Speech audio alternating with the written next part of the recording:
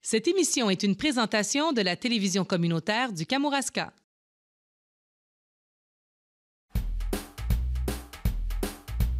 J'étais venu en touriste, mais je n'avais pas calculé le risque, celui de tomber en amour. Oh, Kamour, amour, amour, Kamouraska. Oh, Kamour, amour, amour, Kamouraska. Cette semaine, à Plaisir d'été au Kamouraska, je rends visite à 4 jeunes et talentueuses et merveilleuses artistes de la région. Vous allez voir, vous allez tomber en amour avec leurs œuvres. Je commence à la Maison verte de Saint-André-de-Kamouraska. Par la suite, je me rends dans l'atelier d'art de Marie-Chloé Duval. Je me rends aussi à la nouvelle boutique qui est numéro 3. Et pour finir la journée, je rends visite à Charlène Dupasquier qui expose, entre autres, dans la boutique de son aventure.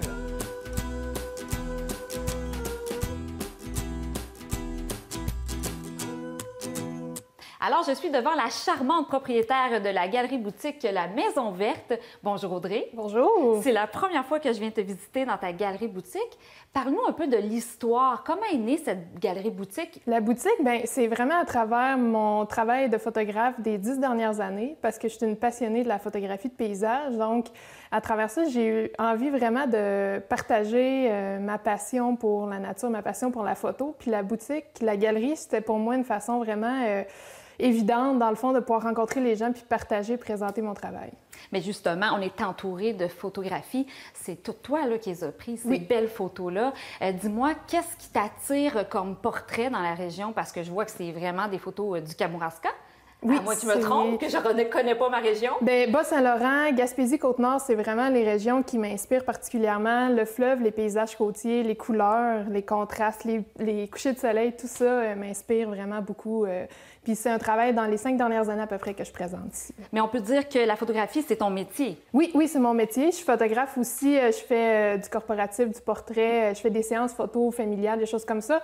Mais il y avait cet aspect-là aussi que j'aimais tellement puis que je voulais vraiment développer plus puis me mettre en danger un peu aussi en présentant mon travail. Ah oui? Puis est-ce que tu penses que tu es encore en danger en ce moment? Bien, en fait, ça m'oblige à créer puis à vraiment présenter le plus possible des nouvelles choses. Donc, parce que ça évolue tout le temps aussi, là, les murs ici. Donc, tout ce qu'on retrouve ici, on peut les acheter? Mais oui, puis c'est sur différents médiums aussi que je présente mes photos, différents médiums, différentes grandeurs, donc pour tous les goûts, tous les budgets aussi. Puis je permets aussi aux gens de me demander des commandes personnalisées, des fois qui ont des idées que j'ai pas pensées, dans mon portfolio, par exemple. Et là, on retrouve tes photos, mais aussi tu es quand même généreuse de ton espace parce que tu as toujours un artiste invité. Oui, à tous les mois à peu près. Là, en fait, durant l'été, j'en ai 4. En ce moment, c'est une artiste peintre, Catherine Plante, qui est aussi une amoureuse de la nature. On peut le remarquer avec ses peintures, ses dessins. Donc, les grands espaces, c'est vraiment ce qu'elle nous présente. Mais c'est important pour toi d'avoir des artistes. Premièrement, moi, je suis une personne qui aime vraiment l'art visuel. Donc, de découvrir des artistes puis de pouvoir leur permettre cet espace-là, pour moi, c'était vraiment important. C'est venu un peu en même temps que l'idée de la galerie, là, de présenter d'autres mondes puis d'apporter un plus aussi à ce que je présente, quelque chose de différent. Ton idéal, là, jusqu'où tu veux aller avec cette galerie-boutique ici? Mon Dieu, ben je sais pas, c'est dur à dire, mais moi, je veux ouvrir le plus longtemps possible, développer le plus longtemps possible, puis aller vraiment rentrer dans le cœur des gens avec mes photos, puis exposer ailleurs aussi. Si je suis capable un jour de faire connaître mon travail à l'extérieur, j'aimerais vraiment ça. Donc, j'ai pas de limite, là, tu sais, faut rêver grand. Donc, c'est ce que j'essaie de faire. C'est tellement bien dit. En terminant, Audrey, la Maison verte, c'est parce qu'on peut penser que c'est à cause de la couleur de la maison. On peut pas se tromper, hein? On peut la voir assez loin à Saint-André. Effectivement. Bien, je trouvais ça intéressant d'avoir un point justement visuel, vu que les gens passent quand même vite. Je me disais, Maison verte, c'est parfait. Puis Maison verte, ça faisait bucolique un peu aussi. Je suis écologiste aussi dans mon cœur et sur papier, de formation. Okay. Donc, un petit peu de vert de ce côté-là aussi. Donc, tout ça ensemble. C'est pour ça qu'on voit beaucoup de nature, dans le fond, dans tes œuvres. Oui, vraiment. La sensibilisation peut-être à travers mes paysages pour dire comment c'est important de conserver ça, de faire tout ce qu'on peut pour que ça reste aussi beau. Écoute, Audrey, tu m'as l'air tellement sympathique. Pareillement. J'ai goût de t'adopter. Je te souhaite un bel été, puis je vais revenir te voir, c'est promis. Merci beaucoup.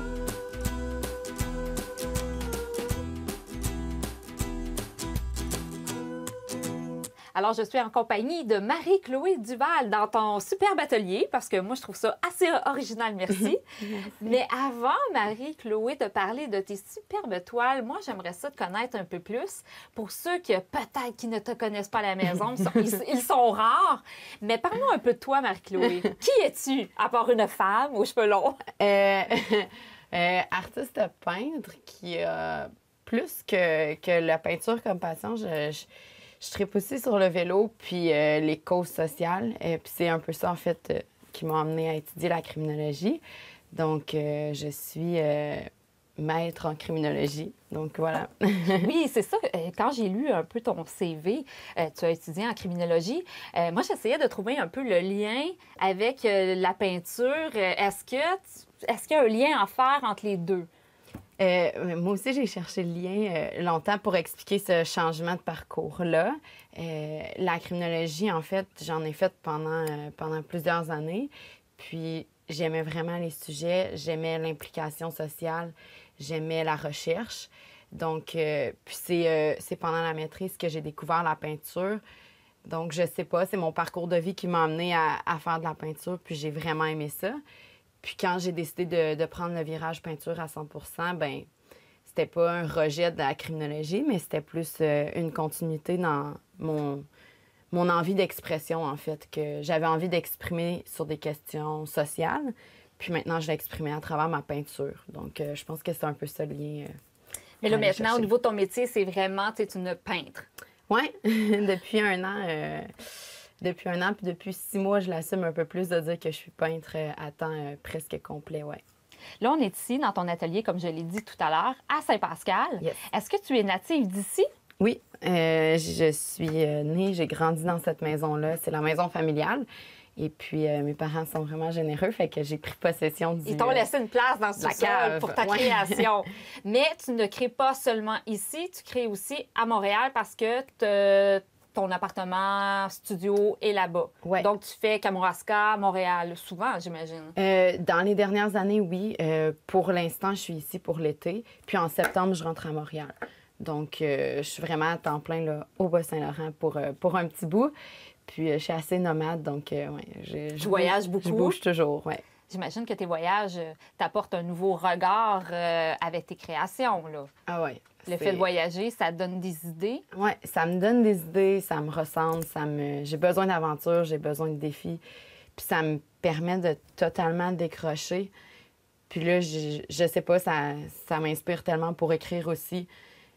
Quand je suis dans mon quotidien, j'ai toujours « je devrais faire ça, je devrais faire ça ». Puis en voyage, je suis totalement libre. Donc, je peux lire, je peux écrire, je peux dessiner pendant des heures. Puis il n'y a rien qui m'attend. Fait que c'est inspirant. Là, ça m'a accroché qu'est-ce que tu me dis tout à l'heure. Tu me dis que ça fait 1 an vraiment là, que c'est la peinture là, à temps plein. Mais qu'est-ce qui fait qu'on parle autant de toi, Marie-Chloé, dans la région du Kamouraska? Parce que, bon, ça fait pas si longtemps que ça que tu dis que c'est ton métier. Mais on parle tout le temps de toi. Qu'est-ce qui fait que tu es si populaire dans la région? Bien, j'ai pas jusqu'à dire ça. Mais, je prends de la place. Tu sais, il y a une super belle scène culturelle qui grandit au Kamouraska, au Bas-Saint-Laurent. Puis j'arrive au bon moment dans ça, je crois. On a souvent vu des peintres. Tu sais, il y a le symposium de peinture du Kamouraska. Il y a toujours eu une activité culturelle. Mais dans des jeunes qui créent, il y en a peu. Fait que je pense que ça attire les regards, la nouveauté. Donc, je pense que je bénéficie de ça, tout simplement. Là, ouais. Là, on va parler de tes peintures, tes toiles. Qu'est-ce qu'on retrouve là, dans tes tableaux? Qu'est-ce qui te fait triper là, à peindre? L'intensité, le mouvement, l'émotion. Fait que j'essaie d'exprimer ces émotions-là, cette fragilité-là. Quand quelque chose est non permanent puis qu'on le retrouve juste pour un instant, j'ai le goût de le rendre permanent. Fait que ça, je l'exprime. Puis je peux l'exprimer à travers plein de sujets. Je me cadre pas à juste un sujet, tu sais. Je veux pas faire une chose puis toujours la refaire. J'aime ça exprimer, par exemple, la fragilité. Bien, j'exprime à travers les yeux, je l'exprime à travers le mouvement des vagues. Puis je veux que quand les gens voient mes toiles, ça soit l'émotion, l'intensité, la profondeur, puis l'action, tu sais. Mais là, tu as un style bien à toi parce que si on regarde les toiles qu'il y a derrière toi, ils sont tous en noir et blanc. Ouais. Est-ce que des fois, tu prends un peu de couleur ou jamais, jamais? Oui, presque tout. Ben, depuis quelques années. C'est comme si ça faisait 100 ans que je peignais. Je mets toujours du rouge, une petite touche de rouge. Je vais souvent ajouter un petit peu de or, juste pour venir puncher, puis c'est un peu devenu un jeu. L'an passé, au symposium de Kamouraska, tout le monde cherchait la petite touche de rouge, là, un peu où est Charlie. Puis je trouvais ça le fun de les voir comme être en interaction avec mon tableau, à chercher ça. Et dis-moi, Marie-Chloé, on me dit, c'est pas la première fois qu'on me dit cette phrase-là et je veux savoir qu'est-ce que tu en penses. Des artistes peintres qui me disent que si on n'expose pas dans les musées, on n'est pas vu comme vraiment un artiste, plus un artisan qui vend ses toiles dans les boutiques. Il faut faire les musées pour être reconnu comme un vrai artiste. Qu'est-ce que tu en penses, toi, de ça? Ben, je suis pas politically correct, mais moi, pas que j'en ai rien à foutre parce que j'aimerais moi-même être exposée en musée. C'est une hyper belle reconnaissance, mais c'est pas pour moi ce qui définit un vrai ou un non-vrai artiste. Puis, je suis quand même assez nouvelle dans le milieu de l'art, puis je refuse tout ça. Il faut pas être commercial, il faut pas peindre comme ça, il faut juste faire la même chose, il faut pas avoir des sujets différents. Il y a tellement d'écoles de pensée, il y a autant d'écoles de pensée qu'il y a de personnes, puis je pense que pour être un vrai artiste, c'est juste d'avoir envie de créer, puis que ça interpelle des gens. Après ça, le reste... C'est une belle réponse. Merci. C'est la première fois qu'on me le pose, mais j'y avais déjà quand même assez... Tu avais réfléchi? Oui, parce que j'étais moi-même confrontée à ça, tu sais. Merde, je suis une vraie artiste, je peins dans une cave, ça me prendrait un vrai studio, tu sais. Il y avait plein de construits que j'ai découverts en entrant dans le milieu des arts, auxquels j'ai été confrontée. Puis je me suis posé les questions, c'est sur quel pied moi je dansais en tant qu'artiste, là. Donc, ouais. Et si on parle de l'avenir, jusqu'où tu vas aller avec tes tableaux? C'est quoi dans un musée? Le lien est bon. Ben loin.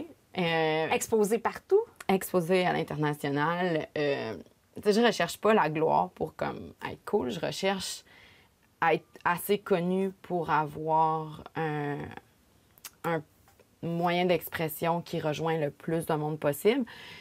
Puis de pouvoir faire absolument ce que je veux, tu sais, d'avoir la possibilité de créer en super grand. Tu sais, d'avoir une autonomie, oui, financière, parce que je veux vivre de ça, mais une autonomie de création.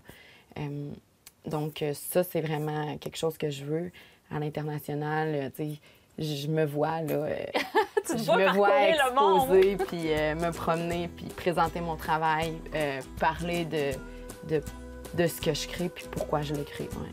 Bien, Marie-Chloé Duval, ça m'a fait plaisir de te rencontrer. Tu es vraiment sympathique. Puis je te souhaite tout ce que tu veux dans la vie.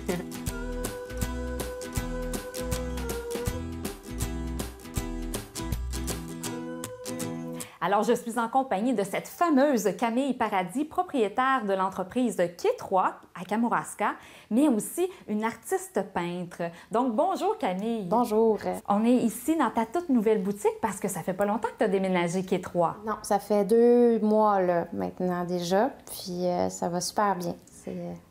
T'es contente? Oui, je suis contente. Bien, c'est sûr que là où j'étais avant, c'était une petite maison qui n'était pas isolée. Puis c'était 400 pieds carrés, donc j'étais limitée. Je pouvais exposer seulement mon travail.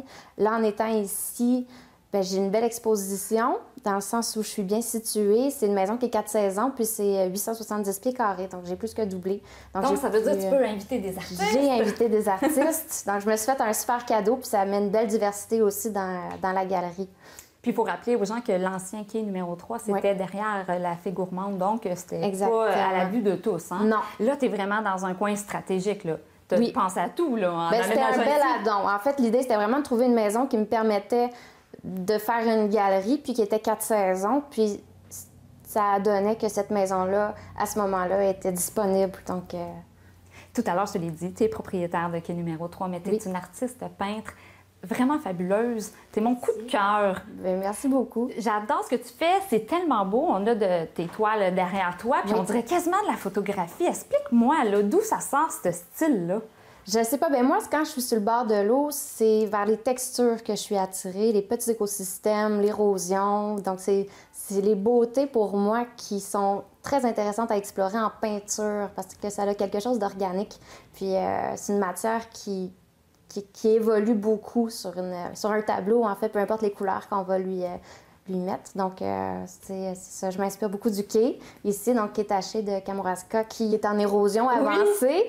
Celui qui est fermé, là. Exactement, c'est ça. Moi, tout ce qui est comme ça, usé avec les boulons, l'échelle, la rouille, c'est des couleurs qui m'attirent beaucoup. Puis tout ce qui est lichen, rocher, bois, qu'on peut trouver sur le bord de l'eau aussi, c'est matière à exploration. Dis-moi, tout à l'heure, je t'ai dit que ça ressemblait beaucoup à une photo. C'est quasiment une photographie. Ouais. D'où vient ce talent-là? Est-ce que tu as étudié en art? C'est quoi ton parcours artistique pour arriver à une telle perfection? Bien, ça a été de l'exploration. Donc, je suis autodidacte. J'ai étudié un petit peu en histoire de l'art au cégep. J'avais commencé en sciences pures, puis j'ai fait un peu de droit à l'université. Puis c'est ça, j'ai fait du chocolat pendant 5 ans. Je suis passée du chocolat à la peinture, puis c'est parce que j'ai eu un déclic pour mon sujet, qui a été d'abord vraiment le quai. J'ai voulu l'explorer en peinture, puis de là, il est parti l'idée d'ouvrir une galerie où je pourrais exposer mon travail, puis faire une petite boutique aussi. Puis là, on est rendu là, c'est avec une galerie où j'ai plusieurs artistes. Puis tout ça, c'est fait d'une vitesse, là, très rapidement. Disons là, que j'ai tout ça. sauté vraiment dans ce monde-là, sauter à 100%. les yeux fermés. Puis j'ai vraiment une belle réponse. Je m'attendais absolument à rien parce que je savais pas à quoi m'attendre. J'avais jamais présenté de mon travail, j'avais jamais vraiment fait ça. Puis là, c'est ça, j'ai une belle réponse. Et puis là, je regarde tes toiles, tes peintures, mais tu es quand même une femme de business, là, une femme de carrière, parce que tu as des produits dérivés de tes peintures. Oui. Bien, je voulais trouver une façon de rendre ça accessible, parce que je sais que le monde des galeries d'art peut être très... en fait, ça fait peur à bien des gens, je pourrais dire. Tu parlais du prix des toiles? Oui, ou juste le monde comme tel des galeries d'art. Beaucoup de gens se sentent intimidés par ce monde-là, dans un sens. Puis pour moi, ben, l'art, ça devrait être accessible. Ça devrait être pour tout le monde. Tout le monde devrait avoir plaisir à observer puis à admirer de l'art. Puis je voulais trouver une façon de l'incorporer dans le quotidien des gens, puis à des prix très abordables. Donc, j'ai dérivé des produits autour de l'art de la table, napperons, sous-verts et tout ça. Ça m'est venu l'idée que quand je vais en voyage, j'avais des sous-verts souvent que je vais rapporter d'endroits où j'ai été, parce que j'en utilise au quotidien, puis ça me fait voyager au quotidien dans un sens. Donc, je voulais avoir des petits souvenirs. Donc, les gens qui ont des coups de cœur peuvent se rapporter un petit quelque chose qui leur fait penser à ce qu'ils ont vu pendant leur séjour à Kamouraska. Puis c'est le même produit, c'est la même toile. Exactement. Ça va être des cadrages donc, de mes tableaux, puis dériver ça autour de ça.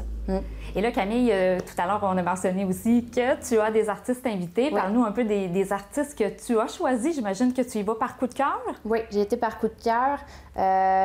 Des gros coups de cœur que j'ai eus cette année, Michael Wall des États-Unis.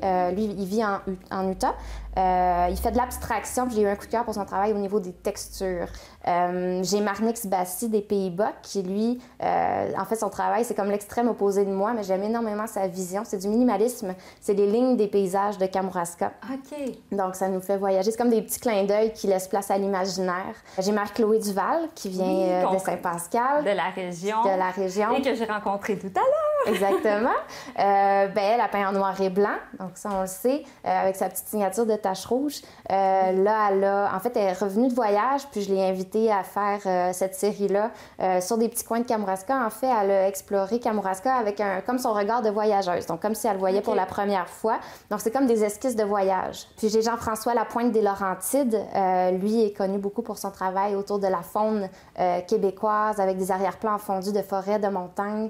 Ses tableaux sont très sereins, puis il met beaucoup de l'avant son sujet, qui est ici, dans la galerie, c'est le petit pingouin des îles qu'on a ici en saison estivale. Ah ouais, mignon. Oui, donc ça le met en valeur parce que beaucoup de gens ne le savent pas qu'on a cette belle faune-là aux îles. Et en terminant, Camille, dis-moi, les gens qui viennent te voir, est-ce que tu remarques que c'est plus des touristes, c'est des gens de la région? Est-ce que on parle beaucoup du quai numéro 3? Oui. L'année passée, j'avais eu une super réponse au niveau local. Les gens qui revenaient avec leurs invités, leurs familles et tout ça. Puis c'est sûr qu'à Kamouraska, on a un accès à un tourisme qui est international, donc ça vient de partout.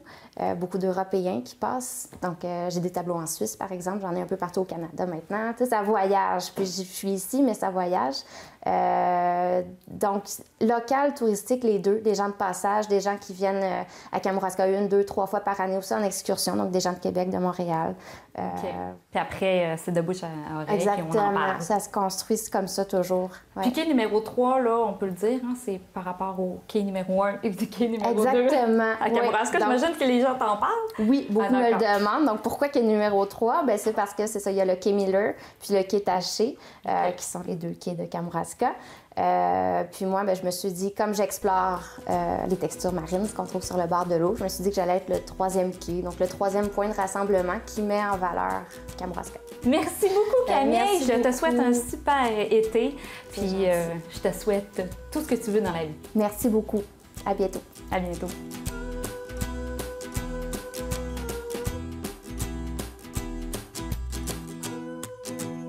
Vous vous demandez sûrement pourquoi je suis à Zone Aventure dans mon thème artiste. Eh bien, parce que Charlène Dupasquier, qu'on voit ici, travaille à Zone Aventure. En fait, Charlène, tu as beaucoup de titres à ton actif. Effectivement, j'ai plusieurs métiers passions là, que je pratique puis que je roule à l'année. Là. Mais est-ce qu'on peut faire un lien quand même avec tes études en biologie, tes biologistes? Ouais. Est-ce qu'on peut faire un lien un peu avec tes créations puis le métier de biologiste? Oui, tout à fait, parce que au début, quand j'ai pris l'école d'art, parce que j'ai fait 2 ans d'école d'illustration à Émile Cole en France, Okay. puis ça, c'était toujours en nourrissant le rêve que moi, je voulais travailler dans la protection de l'environnement. Mais j'avais comme cette passion-là aussi. Je savais pas trop, à 19 ans, on sait pas trop qu'est-ce que la flamme, elle brûle pourquoi, on sait pas. Fait que... Ouais, brûle pour Ou alors elle brûle pour trop de choses, Oui. c'est ça l'affaire.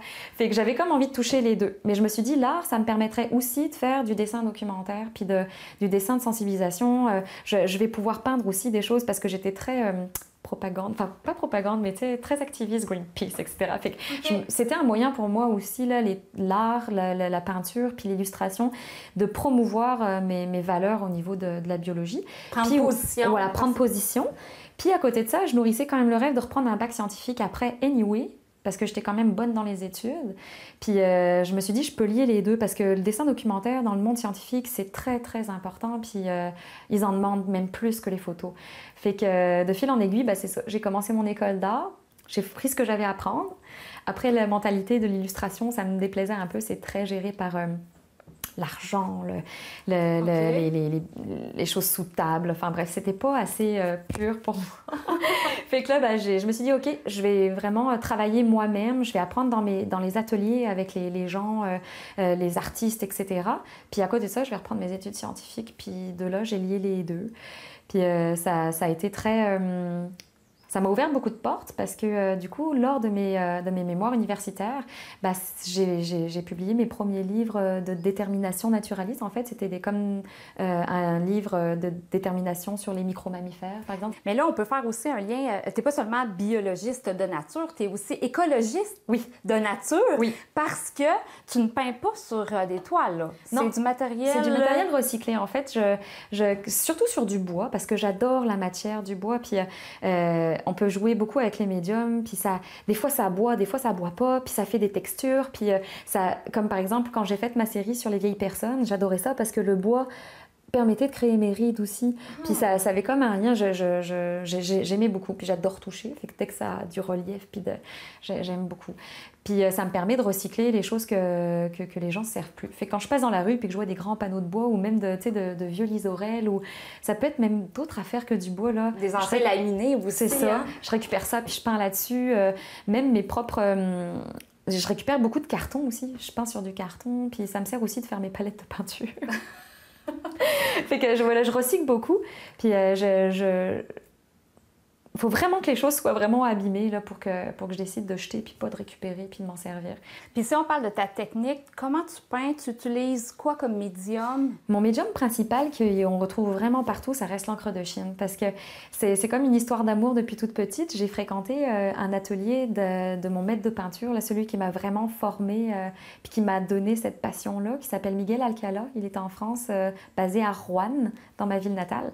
Puis c'est un grand artiste là, qui expose un peu partout, là, puis qui est très imprégné des gitans. Fait que là, j'ai commencé à m'imprégner aussi du regard puis des visages des gens. Fait d'où mon intérêt aussi beaucoup pour le portrait. Là, on est ici dans la boutique de Zone Aventure. C'est là qu'on peut voir tes peintures. C'est là qu'on peut s'y procurer. Ouais. Est-ce qu'il y a une autre façon qu'on peut se procurer Oui, tout à fait. tes Déjà, œuvres? tout simplement en me contactant moi. Fait que j'ai une page Facebook, mais j'ai aussi un site Internet. C'est sûr que même si vous passez par mon site Internet de graphiste, parce qu'il est plus facile à trouver puisque c'est charlie.dillustration, j'ai un petit onglet illustration peinture justement, puis là ça te remet sur un autre site internet qui est plus artistique.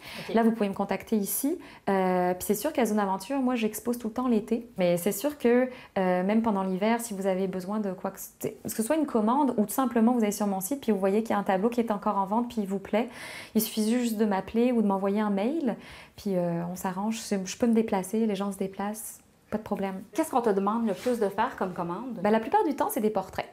Fait que, parce que j'ai une facilité, je sais pas si c'est une facilité, en tout cas, moi je suis fascinée par tout ce qui est visage, regard, ce que les gens ont à retranscrire de leur histoire puis de leur émotion à travers ce qu'ils sont. Fait que comme je peins beaucoup de portraits à la base, que ce soit des gens que je rencontre ou imaginaires que j'ai dans la tête ou peut-être que c'est des gens que j'ai déjà rencontrés, je le sais plus. Là. En tout cas, les gens me commandent du coup beaucoup de portraits. Puis dernièrement, on m'a commandé aussi beaucoup d'illustrations. Enfin, j'appelle ça illustration parce que c'est illustratif, mais c'est des toiles, c'est vraiment des peintures qui représentent plus des émotions, des choses que les gens auraient vécues. Comme dernièrement, j'ai un ami qui m'a demandé de peindre quelque chose de très spécial pour quelque chose de très spécial qu'il a vécu. C'était ma vision à moi du petit prince qui s'envole de sa lune. Puis c'était quelque chose qui avait vraiment une signification pour lui. Fait que je suis parfaitement à l'aise de peindre ça. Mais tu gardes toujours ton style. Voilà, je garde toujours quelque chose qui me vient du ventre. Je peins avec mon ventre. Fait que si jamais c'est sûr que tu aimes pas mon style, je peindrai pas quelque chose qui me ressemble pas non plus. Fait que c'est sûr qu'il faut que ça te rejoigne à quelque part, même si je suis très polyvalente puis que je suis capable de, si tu me dis, moi je voudrais telle affaire, je veux tel portrait ou telle chose que je voudrais que tu illustres avec tel médium, ça, il n'y a pas de problème. Je m'adapte à beaucoup de médiums puis au contraire, j'aime ça. Fait que dans le fond, Charlène, on peut en conclure que tu es vraiment une femme aux multiples talents. C'est vraiment gentil, merci. Moi, je me considérais peut-être pas comme ça, mais en tout cas, je suis ce que je suis. Je suis ce que je suis, puis ça plaît ou ça plaît pas, puis c'est ça. L'important, c'est de faire ça avec passion, puis en être heureux. Là. Merci beaucoup, Charlène ou Charlie, entre les deux. C'est ça, merci beaucoup. Merci. Oh, Kamouraska. Oh, Kamouraska.